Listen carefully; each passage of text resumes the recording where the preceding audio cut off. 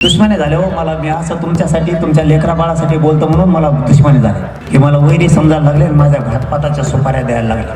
जातच काम आले वेळ आल्या. वेळ आली ना, संकट आलं तर धावून दांडकं घेऊन जातच येऊ शकते. दुसरे मजा बघू शकतात आपण. आणि 2 GR दिले.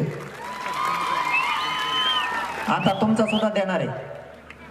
सातारा संस्थांचा GR निघणार म्हणजे निघणार, त्याशिवाय मी गप्प बसत नाही. नाही तर मग घोड्यात लावतो त्याला. नाही दिले.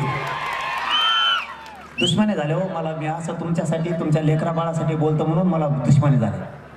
हे मला वैरी समजायला लागले आणि माझ्या घातपाताच्या सुपाऱ्या द्यायला लागल्या. का तर मी मराठ्यांना मोठं करायला लागलो, मराठ्यांचे पोरं मोठे करायला लागलो म्हणून हे माझ्या सुपाऱ्या द्यायला लागले. आपलेच काही जवळचे लोक फोडायला लागले आणि त्यांच्या तोंडून काही पण ओढून घेतात. जे खोटं आहे तेच खरं बोला रे. आपली शहाणुपळ्याची पैदाशी खरं बोलायचं शिका. एखाद्या भंगार जातीला, रक्ताने हात माखलेल्या जातीला खुश करायसाठी स्वतःच्या जातीला बदनाम करू नका. हराम करो. शेवटी जात जात असती ते कामाला नाही येणार. जातच कामाला येईल. वेळ आल्या. वेळ आली ना, संकट आलं तर धावून दांडकं घेऊन जातच येऊ शकते. दुसरे मजा बघू शकतात आपण. मी कधी भेद केला का? भाजपच्या मराठ्यात देऊ नका आरक्षण, काँग्रेसच्या मराठ्यात देऊ नका, शिवसेनेच्या मराठ्यात देऊ नका, राष्ट्रवादीच्या मराठ्यात देऊ नका. आरक्षण मिळालं म्हणजे सगळ्या मराठ्यांना मिळालं. अख्ख्या याचे उंबर हे कोणचं नाव आहे? तुमच्याकडे भेटतं का हिमाल? मला वाटलं आमच्याकडेच आहे. इतकं लवकर टाइम झाला का?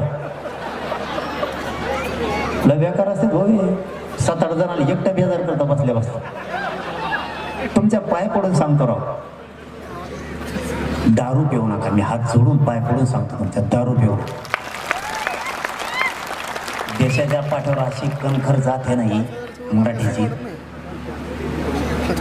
फक्त तुम्ही व्यसनापासून लांब जा.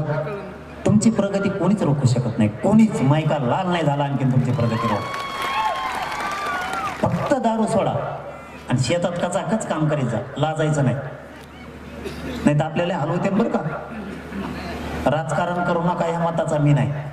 15 दिवस, फक्त 15 दिवस राजकारण करायचं. निवडणुका झाल्या की सगळं सोडून द्यायचं. आपली जात सुधारायचं बघायचे. आपले पोरं पुरी अधिकारी करायचे बघायचे.